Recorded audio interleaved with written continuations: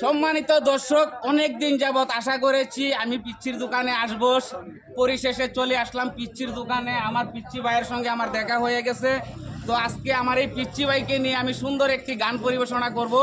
আশা করি আপনাদের ভালো লাগবে, আপনারা শুনবেন। ওরে সুন্দর সুন্দর দৃশ্য দেইকা নয়ন জুড়াইছে, পিচ্চির দোকানে আইসাই আমার আশা পুরাইছে, আমার আশা পুরাইছে।